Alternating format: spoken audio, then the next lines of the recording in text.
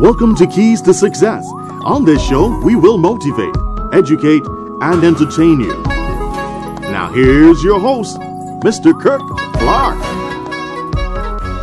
Hi, good evening and welcome to another program of Keys to Success. I am Kirk.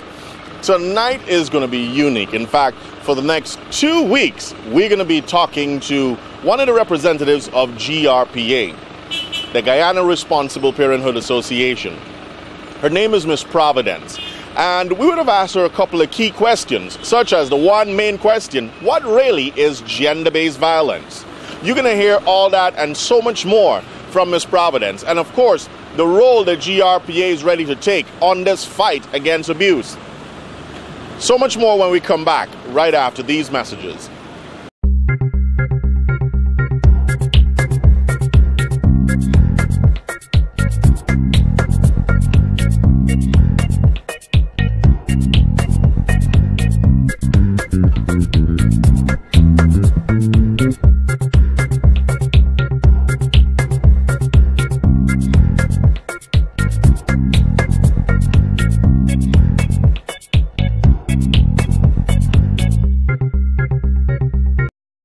For the best commercial signage and so much more, call Fast Graphics on 225-1099 or 622-7113.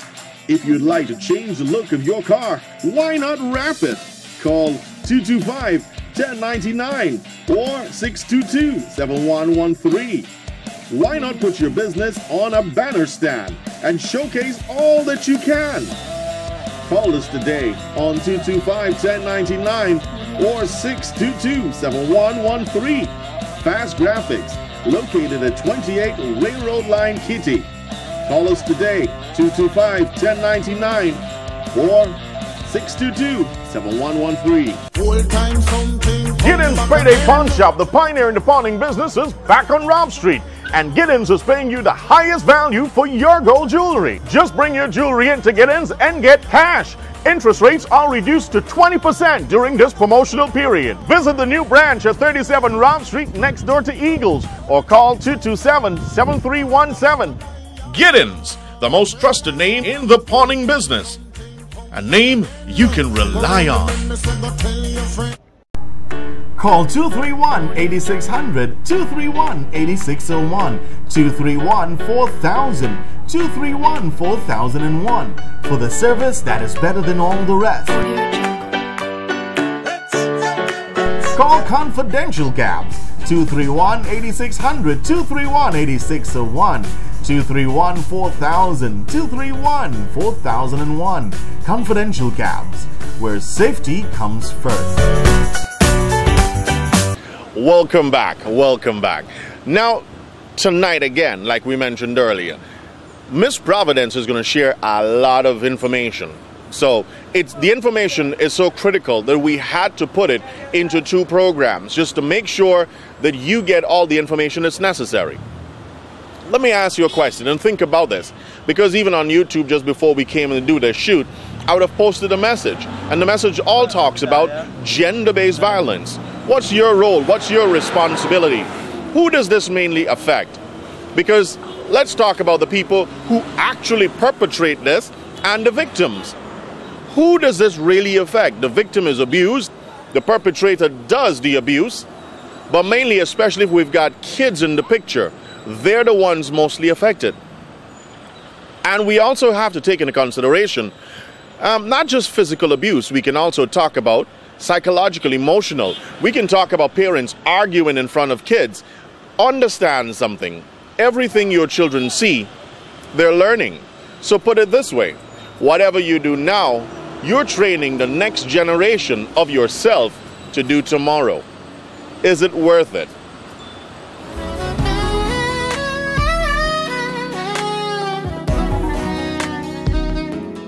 When we speak about gender-based violence, we speak about violence that is perpetrated against any person on the basis of their gender. The person who is perpetrating the violence may see that person as a weaker or deserving victim because of their gender, and that is what we call gender-based violence.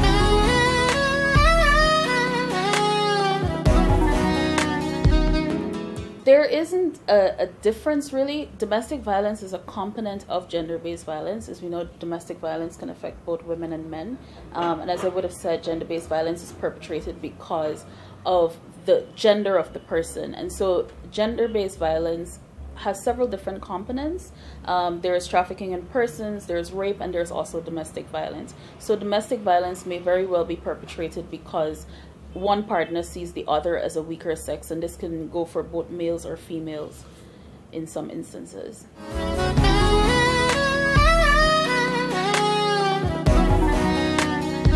I wouldn't say that we've switched the conversation from domestic violence to gender-based violence. Domestic violence is still a very relevant issue. It's still an issue that we need to have conversations about. I think what has happened is that we've become more conscious of the fact that gender-based violence is just a small, it's just an iota of a larger issue. And that's why we started talking about gender-based violence. We started talking about violence against girls and boys and persons from the LGBT community, and not just looking at violence that's perpetrated in the home or in a domestic setting, but also looking at violence that's perpetrated against borders, in workplaces, in schools. And that is why we started to talk about gender-based violence, because we wanted to talk about violence on a broader basis, but it has not removed the relevance of domestic violence.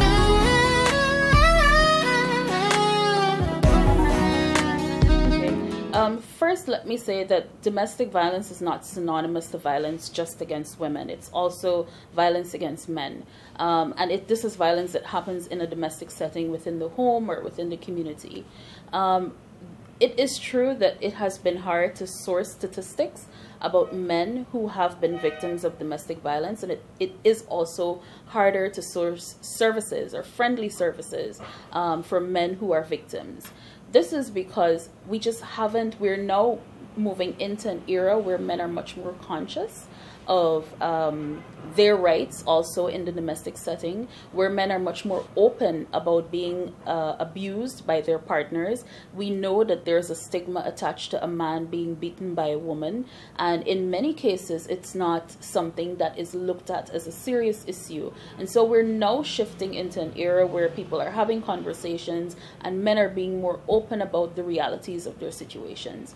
And so systems and institutions are now, I think, slowly shifting to respond to that. And that's where data collection has become an issue, because we haven't had men reporting issues of domestic violence before like we do now. We haven't had a willingness of men to come out and report issues of domestic violence. Also, we haven't had these trends of violence against men before like we do now. Violence is increasing across all sectors: men, women, children, boys and girls. And so that is why it is hard to source statistics, because it's something that people are now opening up about. It's something that people are now talking about. And organizations like GRPA have been making a conscious effort to take statistics and to make our services also conducive to men coming to access them, or medical services, or counseling services. This is a shift that we are also responding to.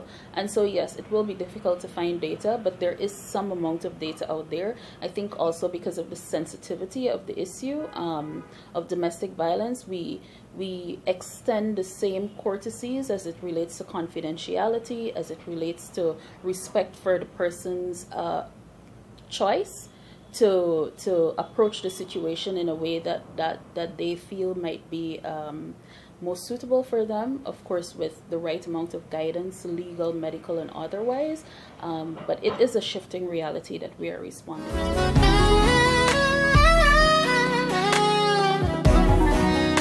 Well, there's so many things we can attribute it to. We can attribute it to economic frustration. We can see more and more that persons are frustrated with their economic situation. We can attribute it to poverty. We can attribute it to a lack of education. We can attribute it also to a lack of services. There's so many different things that we can think about. And I think almost every situation is unique. We can attribute it now even to psychological disorders. More and more we're seeing people who are challenged with mental illnesses. And one of the ways that they are expressing those illnesses, or that they're showing signs of those illnesses, is by extending violence to persons within their homes or around them or in relationships. So there are so many different things that I don't think that we can say that there is one sole factor that contributes to domestic violence. There's so many different things, which is why it's not the kind of issue that you can have a one-size-fits-all approach to. You have to deal with each case very uniquely, because each case is unique, and you have to also cater for how the persons in that relationship or in that setting are able to sustain themselves after you would have made your intervention.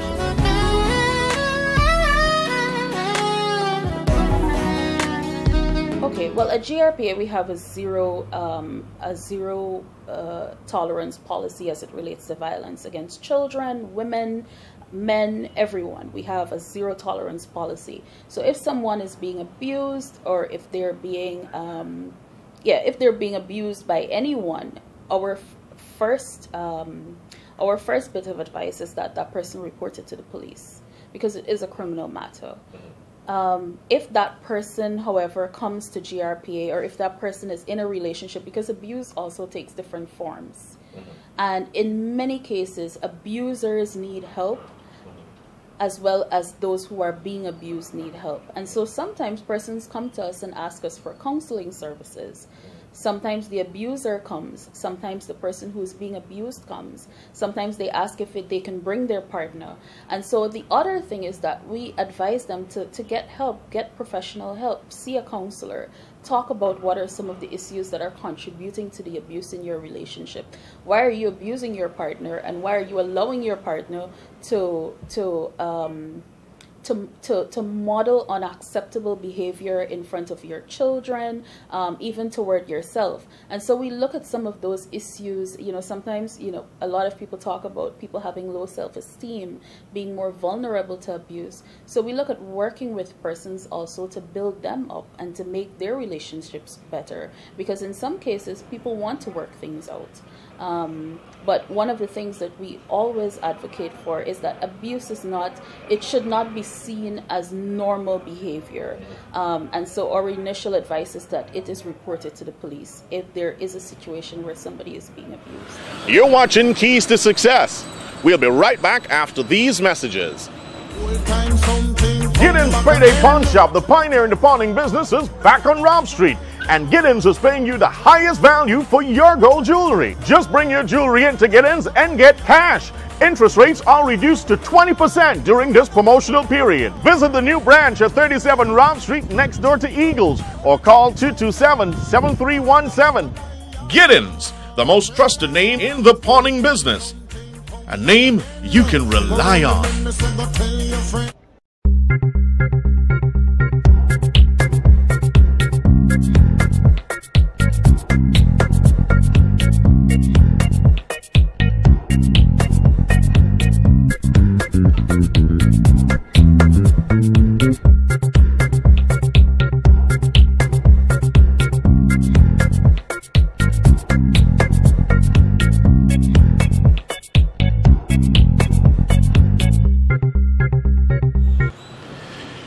Oh, it's so much information, and yes, time is against us.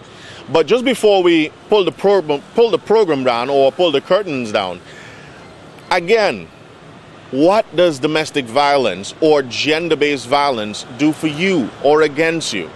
Like GRPA, I want to take the step. I've spoken to Kester D. My goal is to get all disc jockeys, DJs, everybody together. The team that are helping us put this production together, Troy Tech, they're standing with us. We got a bunch of people, of course, the persons who are advertising with us doing this. Mr. Dorga, we've got Gary, we've got everybody, the team of persons standing up, letting you know that there's hope. For those who are actually going through and being abused, it's not too late. You can get out. I know that there's fears. I know things can happen. But you know what? We're standing with you. And we can help you together. You're strong, and we're strong as a people together. I'm not saying in no way or form that women are being abused, but I'm also wanting just to twist it a little bit. And let's just look at what men are going through. So tonight is Tuesday. You've got Wednesday, Thursday, and the entire weekend to think about this. I would just want to appeal to you to do me a favor. If you ever see violence of any nature happening anywhere close to you or around you or the people next to you, be the voice for the person who cannot speak. Stand up for the people who cannot stand. And let's make a difference from where we are. Call 231-8600, 231-8601, 231-4000, 231-4001 for the service that is better than all the rest. Call Confidential Cabs 231-8600, 231-8601, 231-4000, 231-4001. Confidential Cabs, where safety comes first. For the best commercial signage and so much more, call Fast Graphics on 225-1099 or 622-7113. If you'd like to change the look of your car, why not wrap it? Call 225-1099 or 622-7113. Why not put your business on a banner stand and showcase all that you can?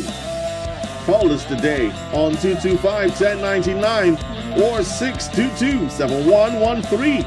Fast Graphics, located at 28 Railroad Line, Kitty. Call us today, 225-1099 or 622-7113. Welcome back to Keys to Success.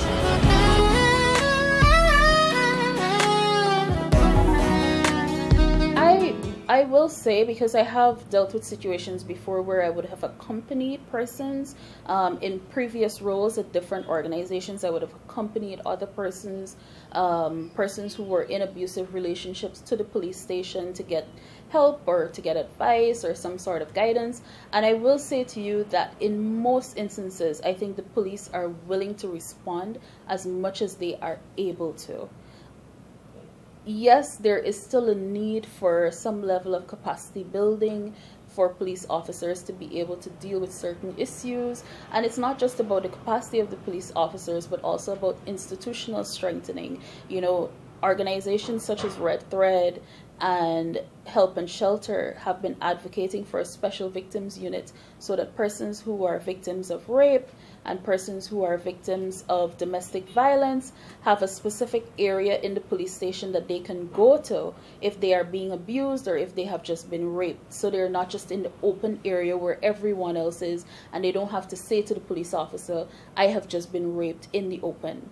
You know, these are some of the institutional strengthening that needs to take place in order for us to really respond to some of these issues in the best way possible. But I really do think that for the situations that I have dealt with, in most cases, the police officers have tried to respond as best as they can, as much as their capacity would allow them to. But what is also important is that people need to follow up.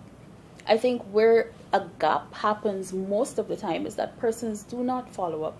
And that, when you say follow up, if you go to the police station and you make a report, most of the time you have to go back, you have to find out whether or not the report was filed. You also have to find out if the person is going to be charged, or you need to know if the person is going to be charged. If the person is charged, you need to make an appearance in court.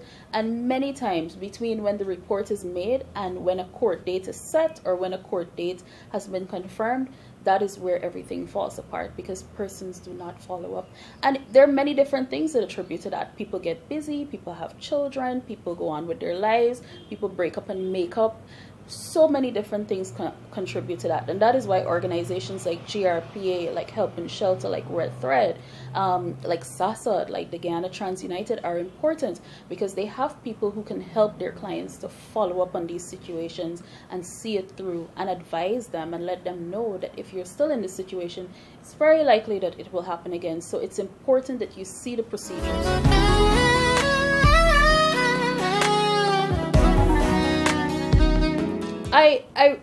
I'll reflect on a situation. I recently did some training with some police officers, and we spoke about cases where a person would accuse someone of rape, only to find out after the case was tried that this was not actually the case. You know, we were talking about the concept of consent, and what consent really means. And if somebody says no, even after they would have said yes, then they are withdrawing their consent. And how, you know, everything seems to now be in a court of law. Everything is contextual. So there are cases where people would go to the police station, or people would come and they would say that they are abused, and that may not be the case. But with every person that walks into our doors, or every person that approaches us and says that they're in a situation where they are being abused, we take them seriously.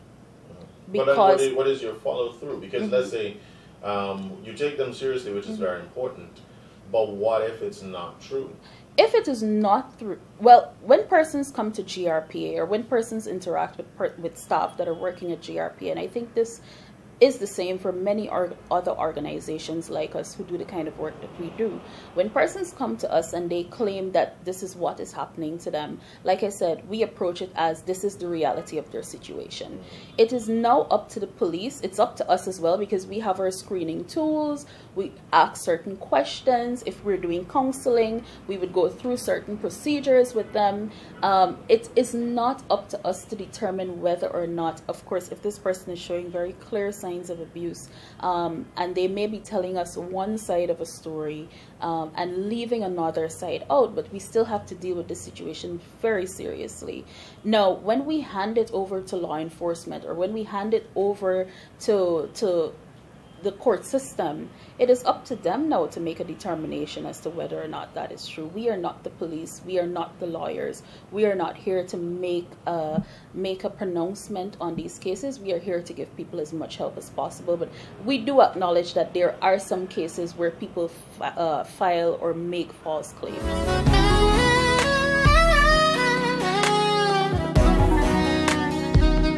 As I would have said before, there is no one-size-fits-all approach. Men, women, everybody comes with a different dynamic to their issue. Everybody's situation is extremely unique. So when persons, what I can tell you is that persons can access counseling at GRPA if they're in an abusive relationship, psychological, emotional, physical, or otherwise. In cases where we are unable to deal with the situation in its entirety, we refer persons to other institutions or to other organizations that we think may be able to handle their case in a better manner. For instance, if we have somebody coming into the office who is being physically abused and they're clearly battered, we would offer some counseling if it's a child, but we would also take them to the Child Care and Protection Agency to see what other measures can be put in place for them to be protected. As it relates to men, we do offer counseling for men, and we're trying to diversify those services so that we can have an in-house male counselor to work with men when they come in. Currently, we have a female counselor who's been doing some great work with men, but I go right back to there isn't a one-size-fits-all approach. When men come and they are able to explain to the counselor what their situation is, she is able to ask certain questions, and she's able to probe and to get an idea of how she's going to deal with that situation based on the context of his family or his relationship or whatever it may be. But what I can tell you is that we try our best to follow up with clients as well and to help them as much as possible. We always refer clients who are abused to access our clinic services to ensure that they are not further affected in terms of their sexual and physical well-being. We ensure that they are screened for HIV, for STIs, for women if they need to get a pregnancy test done to ensure that, you know, everything is okay. So we try as much as possible to deliver the counseling services that the client may need, and in cases where they need specialized services, we do referrals.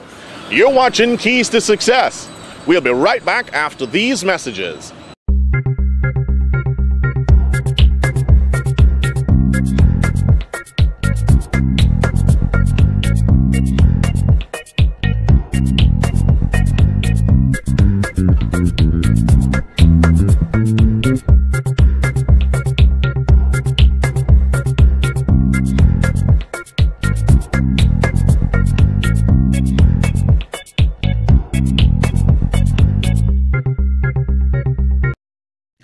best commercial signage, and so much more. Call Fast Graphics on 225-1099 or 622-7113.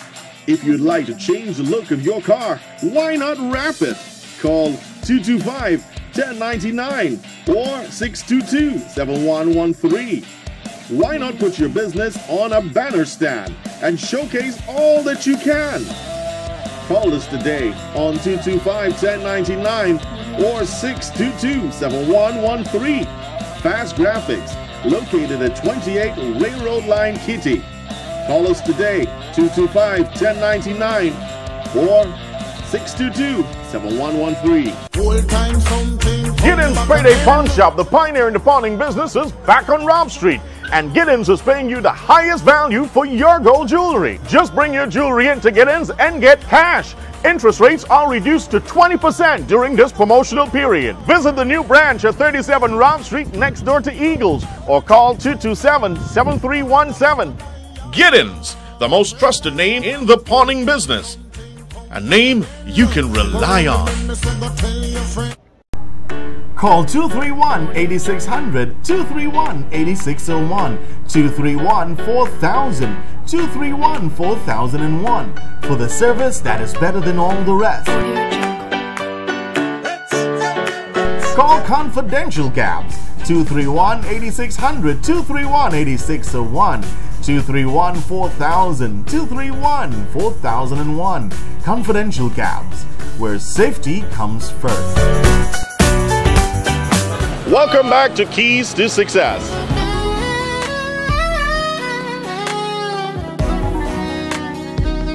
How do you identify an abuser? I always say that when you're beginning a relationship, it's like a job interview. People come with their best sides. They tell you all the good things about themselves. They show you all their best parts. I think one of the things that we are losing is that we're living in a much faster age where people get into serious relationships at a much quicker pace, and so they don't take that time to really get to know each other and really get to see what the not so good parts of each other, really are. Also, people don't really do research. People don't ask questions about people. People don't do research. My parents always tell me that, when you were dating somebody back in the days, your grandmother and your father would go and find out where they're from and about their family and all of these different things. And now that we're living in an age where mental illnesses are much more prominent, you're seeing more and more people in relationships that have clear indicators of mental illnesses, bipolar disorder, anxiety, depression, so many different things. And most of the time, their coping mechanism is to abuse their partner, emotionally, physically, mentally. How do you spot this? There are almost always warning signs. If you have a partner who is extremely controlling, some people say it's cute, that they're attached, but it could indicate that this person is potentially abusive. If you have somebody who is even jealous, extremely jealous of you, of your friends, of your family members, this is also a good indicator that that person may be abusive. If you have somebody who clearly has self-esteem issues and always needs reassurance, always needs to be told that they're doing a good job, always needs to be told that they're valuable, or always needs constant reinforcement, that may also be an indicator that that person could be abusive. So there isn't a set list of signs or symptoms that you can look for. Sometimes a person goes into a relationship with no intention of becoming an abusive partner or being in an abusive relationship, and then their situation changes. Many different things can happen. We spoke about economic frustration. There's so many different things. Infidelity may also attribute to abuse in a relationship, but I think in most cases a partner who is well sensitized about what a healthy relationship is can pick up if their relationship has the potential to become abusive, and they can take certain measures to mitigate that abuse in some cases, by either leaving or by getting help for themselves and their partner. So many different things that they can do. Well, It's always hard when you've come to the end of a show, and especially with so much information that, you know, it's hard to actually close the show at this point. But again, let me make an appeal to you. As people, gender-based violence has no room in our society. Always bear in mind that you, your life, our lives, for the things that we're doing. Now, let me talk to two sets of people or three sets of people. Let me talk to the persons who are actually doing it. You're actually committing gender-based violence in one way or another. Or let me talk to the victim who's actually been on the other side of this, who's actually been abused and continue being abused. Now, let's move this now from physical abuse to emotional, psychological, and verbal. Who are we really affecting in abuse in the entire cycle? Remember, our young people are watching us. They're the next generation. The things that you do, the things that you say, let me put it on me, the things that I do, the things that I say, will make the difference for tomorrow as they see me. Some people I may be a role model to. And guess what? I may never know them. They may know me from through YouTube and the rest of it that I'm doing. But you know what? We all have an example to play. We all have that road to walk. So let's be careful what we do in front of their eyes, because everything you do, they're looking, and guess what? They are the people that are going to lead this generation today for tomorrow. So put it in this way as I leave you. Everything you do today, you will see it showcased tomorrow in the next generation, multiplied times their creativity. Is that what we really want? Producing a next generation of abusers? Let's stop this today. Domestic violence, gender-based violence, no violence for 2017. Thanks for joining us here on Keys to Success. And on behalf of everybody that stands with us on the program, including Troy Tech, Confidential Cabs, Fast Graphics, Action Coach, Giddens Payday Pawn Shop, and everybody else, thank you so much. I just had a word from my boy Kester D. He's going to stand with us as well. So look out for further programs. You're going to see Kester on the show as well. Have a good evening. Bye-bye.